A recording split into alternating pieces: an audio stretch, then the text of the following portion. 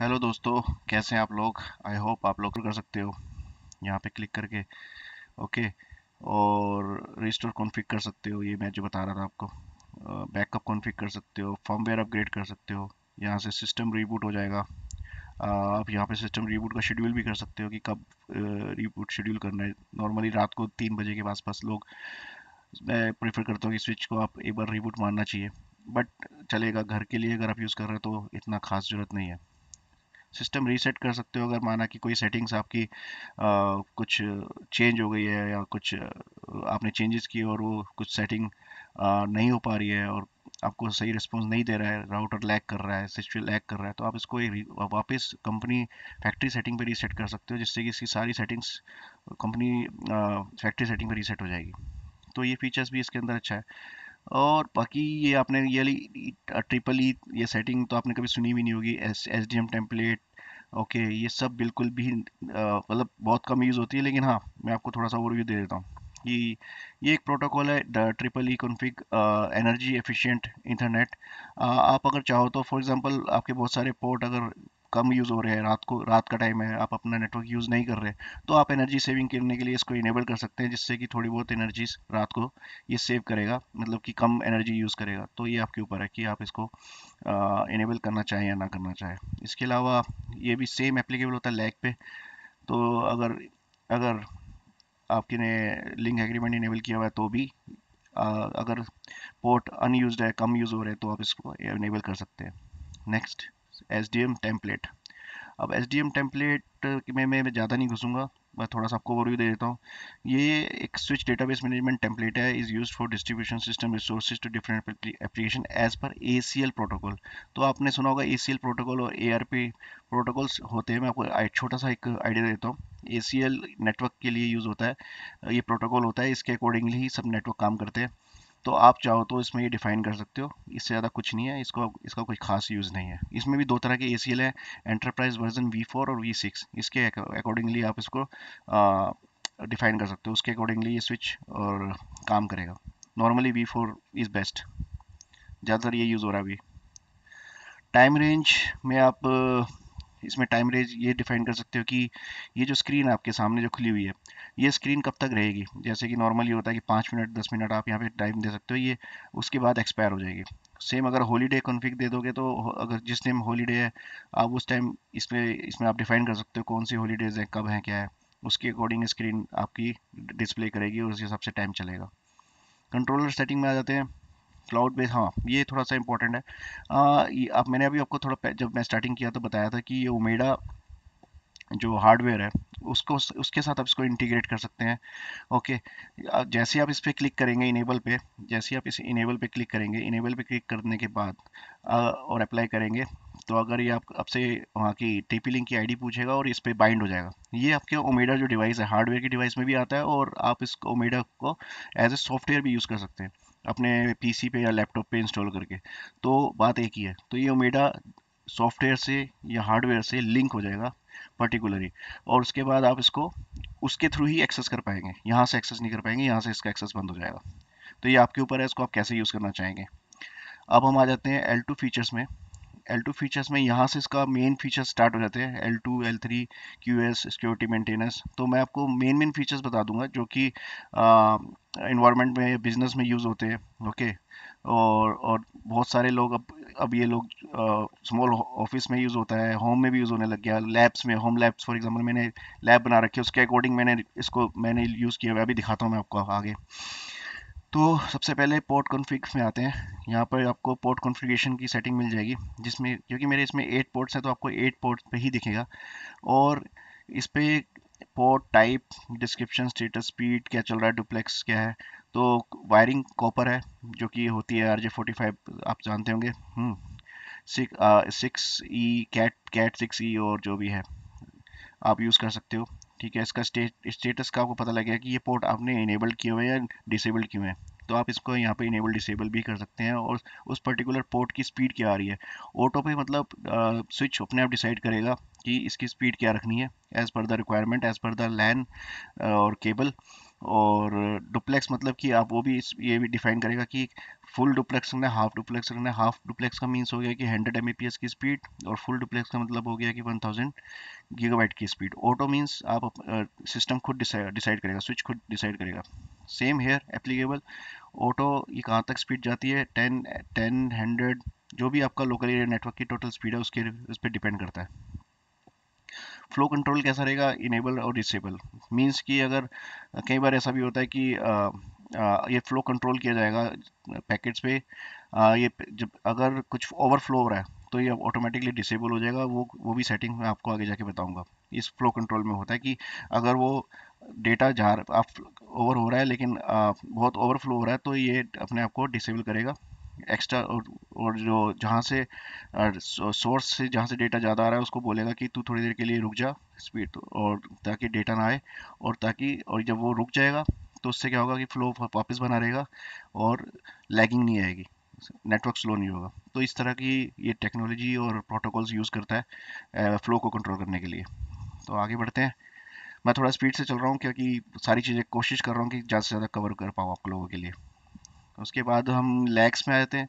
Lags में lagging का मतलब वही हो गया, लिंक एग्रीमेशन डिफाइन कर सकते हैं कि जैसे मैंने किया हुआ है ऑलरेडी। मेरे पास एक नैस है, मैंने नैस में 2 लैन कार्ड लगा रखे हैं। 2 लैन कार्ड लगाने से क्या होता है कि जो मुझे अभी मेरी जो स्पीड है वो 1 गीगाबाइट है, लेकिन मैंने 2 लैन कार्ड लगा के और इस स्विच में जो पोर्ट नंबर 2 या 2 3 है उसमें मैंने इसमें दोनों स्विच की दोनों केबल उसमें डाल दिए। ठीक है, उससे क्या होगा कि मेरे को अब दो दो नेटवर्क कार्ड की स्पीड जो है वो एक हो जाएगी, और जो मुझे स्पीड जो कि 1 गीगाबाइट की मिलती है, 1 + 1 2 हो गए। यानी कि मुझे मिलेगी 2 लैन कार्ड की स्पीड एक ही केबल पे। यानी कि उसका मतलब ये हुआ कि मुझे 1000 MB की जो बैंडविड्थ है अब वो मिलेगी मुझे 2000 MB की बैंडविड्थ। इससे क्या होगा, मेरा नैस मैं ज़्यादा स्पीड से यूज़ कर पाऊँगा। फॉर एग्जांपल इसकी रिक्वायरमेंट मेरी ज़्यादा है, खपत ज़्यादा है। फॉर एग्जांपल मैं टीवी मैंने उसमें जेलीफिन डाला हुआ है, मीडिया सर्वर, जिसमें कि हम पूरी मूवीज़ देखते हैं। ठीक है, इधर मेरे को डेटा भी कॉपी करना है, डेटा भी निकालना है। ठीक है, मेरा सर्वर्स पे काम लगा रहता है, कभी डेटा को आईएसओ फाइल रन कर रहा हूँ, कभी इसमें बहुत सारे सॉफ्टवेयर्स कॉपी किए हुए हैं, तो मुझे डेटा भी चाहिए होता है। तो उससे क्या होगा, मेरे नेटवर्क में मेरे नैस की स्पीड कम नहीं होगी। जितनी मेरी रिक्वायरमेंट है होम लैब के हिसाब से मेरा काम चल जाएगा। उधर मेरी मीडिया सर्वर, जो लोग मूवीज़ देख रहे हैं, मल्टीपल यूजर्स मूवी देख रहे हैं वो भी देखते रहेंगे, और मेरा नेटवर्क भी स्लो नहीं होगा नैस से। तो ये फ़ायदा होता है लैग का, तो मैंने ये लैग डिफाइन किया हुआ है। और इसी फीचर में अभी मैं आपको आगे बढ़ा दिखाता हूँ, सॉरी। ये पोर्ट आइसोलेशन का फीचर है। पोर्ट आइसोलेशन का मैंने जो बताया था आपको, you can configure the port isolation on the page. Port isolation is used to restrict specific port to sending package to only the ports in a configured forward portly, जिससे कि network में overflow नहीं होगा। Overflow नहीं होगा तो क्या होगा, नेटवर्क स्लो नहीं होगा। इसीलिए ये आप पोर्ट आइसोलेशन भी डिफाइन कर सकते हो इस स्विच में। Loop back detection. Loop back detection क्या होती है, अब हम ये जानेंगे। डिटेक्शन इंटरवल हर 30 सेकंड में ही चेक करेगा। Auto recovery time 90 second, web refresh आपका 6 सेकंड्स में करेगा। Loop detection is used to detect loops that occur in a specific port. When a loop is detected, जैसे ही लूप डिटेक्ट होगा port पे, the switch will display एक alert देगा on the management interface and block the corresponding port according to the configuration. तो ये तो है भाई लूप डिटेक्शन, बट इतना खास इसका यूज़ है नहीं। ये आप थोड़ा पढ़ सकते हो इसके बारे में। और बाकी आगे बढ़े तो हमारा पास है मेन मैक। मैक एड्रेस भी कुछ खास नहीं है। हम अगर देखते हैं लैग में आते हैं, लैगिंग मेन है। तो अब लैगिंग भी कितने टाइप की होती है, अगर आप लैगिंग में देखेंगे तो एल सबसे एक प्रोटोकॉल है जो कि लैगिंग के लिए डिफाइन है, और जो कि अच्छे स्विच में ही आता है, L2 में ही आता है। नॉर्मली आपको एल का प्रोटोकॉल नहीं मिलेगा देखने को। तो ये जो मैंने जो इसको एल को कैसे डिफाइन करना है, यहाँ पर मैंने पोर्ट नंबर 2 और 3 में मैंने बताया था कि केबल लगा रखी है। यहाँ से मैंने इसको इनेबल कर दिया स्टेटस। और एक इसको ग्रुप आईडी कोई भी आप दे सकते हो, 1 to 14 के बीच में ग्रुप आईडी डिफाइन कर सकते हो, और इसकी प्रायोरिटी सेट कर सकते हो। ये डिफ़ॉल्ट प्रायोरिटी जो भी दे रखी है मैंने वही सेट कर दी। अब आपको इसको बनाना क्या है, मोड क्या है। अब आपके दो तरह से मोड यूज़ कर सकते हो, एक्टिव और पैसिव। अगर आप इसको एक्टिव एक्टिव बनाते हो तो इसका मतलब ये है कि दोनों पोर्ट यूज़ में रहेंगे, एक्टिव रहेंगे, ठीक है। और अगर आपको इसमें एक मिलेगी बैंडविड्थ फुल, गुड, बहुत अच्छी बैंडविड्थ मिलेगी क्योंकि दोनों पोर्ट यूज़ हो रहे हैं। जैसे कि मैंने बताया था कि 2000 Mbps की स्पीड मिल रही है। लेकिन अगर आप एक्टिव पैसिव बनाते हैं तो एक ही पोर्ट यूज़ होगा पहले, 1 गीग का। अगर पहला वाला डाउन होता है तो दूसरा वाला ऑन हो जाएगा, अगर दूसरा वाला डाउन होता है तो पहला वाला डाउन हो जाएगा, ऑन हो जाएगा। जिससे क्या होगा कि आपको जो डेटा रिडंडेंसी है वो आपको मिलेगी, आपका नेटवर्क डाउन नहीं होगा। बहुत सारे केसेस में ऐसा भी होता है कि कंपनी, आप यूज़ कर रहे हैं नेटवर्क, अचानक नेटवर्क चला गया, पता लगा कि आपका नेटवर्क कार्ड खराब हो गया। तो इसलिए बहुत सारी जगह पे ये सिनेरियो यूज़ किया जाता है कि दो लैंड कार्ड लगा के यूज़ किया जाता है और एक को एक्टिव बना दिया जाता है, दूसरे लैंड कार्ड को पैसिव बना दिया जाता है। जिससे कि अगर एक लैंड कार्ड खराब होता है तो दूसरा एक्टिव हो जाएगा, और अगर दूसरा लाइन खराब होता है तो पहला एक्टिव हो जाएगा। तो ये एक बहुत अच्छी खासियत है, ये जो फीचर है मुझे बहुत अच्छा लगा इसके अंदर। तो आप भी इसको इस तरह से यूज़ कर सकते हैं as per your requirement. Okay, अब आते हैं वीलैन में। वीलैन का फीचर कमाल का फीचर है, अल्टीमेट। अब मैं आपको बताता हूँ कि मैक्सिमम, मैं ज़्यादा में नहीं घुसूंगा, मैं आपको ओवरव्यू दे देता हूँ। ज़्यादातर प्रोटोकॉल ये 8021Q वीलैन का ही यूज़ होता है। रीज़न बिहाइंड इट कि अब मैं आपको एग्जांपल से समझाऊंगा। अगर आपके घर में या आपके ऑफिस में मल्टीपल नेटवर्क है और मल्टीपल डिवाइसेस है, फॉर एग्जांपल मेरे ऑफिस में मैं प्रिंटर यूज़ करता हूँ, प्रिंटर वो भी नेटवर्क प्रिंटर है। फिर मैं अपने ऑफिस में कैम भी यूज़ कर रहा हूँ, कैमरा, एनवीआर लगा हुआ है, कैमरास लगे हुए हैं, सीसीटीवी कैमरास, ठीक है। और एक मेरा ऑफिस का खुद का लैन है जिसको मेरे एम्प्लॉयज़ यूज़ करते हैं, ठीक है। तीन मेरे पास नेटवर्क है जिसमें एम्प्लॉय अलग यूज़ कर रहा है, कैमरा अलग यूज़ कर रहा है, ओके। और ये भी हो सकता है कि आईओटी डिवाइसेस है, छोटी मोटी जो आपने घर में ऑन ऑफ की आईओटी डिवाइसेस लगा रखी हैं। आईओटी डिवाइसेस आपको पता ही है, जो कि जैसे कि आपने आपने छोटा सा ऑन ऑफ का बटन लगा दिया जिसको आप एलेक्सा से यूज़ कर रहे हैं, तो वो आईओटी डिवाइसेस हो गई, ठीक है। और कैमरा का नेटवर्क है। तो मैं चाहता हूँ कि मेरा जो कैमरे का नेटवर्क है उसका IP different, IP address different हो। जो मेरा ऑफिस का जो जो मेरे एम्प्लॉय यूज़ कर रहे हैं उसका आईपी एड्रेस डिफरेंट हो, आईओटी डिवाइसेस का आईपी एड्रेस डिफरेंट हो, और प्रिंटर्स का डिफरेंट हो। और एम्प्लॉयज़ सिर्फ प्रिंटर को यूज़ कर सकें, बाकी के आईपी एड्रेस में वो नहीं जा सके, ठीक है, रिस्ट्रिक्शन हो।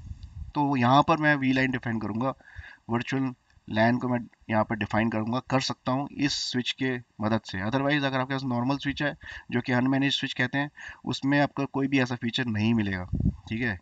अब मैं फॉर एग्जांपल मैंने एक पोर्ट यहाँ पर मैंने डिफाइन कर दिया, यहाँ पे मैं आपको दिखाता हूँ। VLAN, Virtual Local Area Network, is a network technology to solve broadcasting issues in your local area network. Okay, so मैं यहाँ पर डिफाइन कर दूंगा अलग अलग आईपी एड्रेस डाल के, और सबको एक एक आईडी दे दूंगा।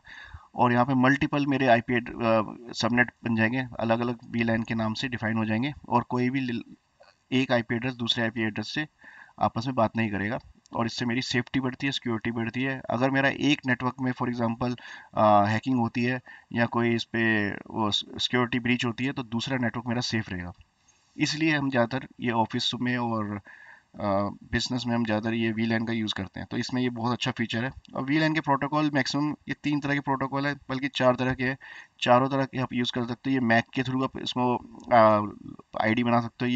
ये प्रोटोकॉल वीलैन डिफरेंट है, इसके थ्रू आप यूज़ कर सकते हो। और ये GVRP है, ये बहुत सारे हैं। आप में बेसिकली मैं नॉर्मली यही यूज़ होता है। ओके, नाउ मूव टू, इसमें मल्टीकास्ट और ये सब वो बहुत सारी टेक्नोलॉजी है, ज़्यादातर ये यूज़ नहीं होती है इतनी खास।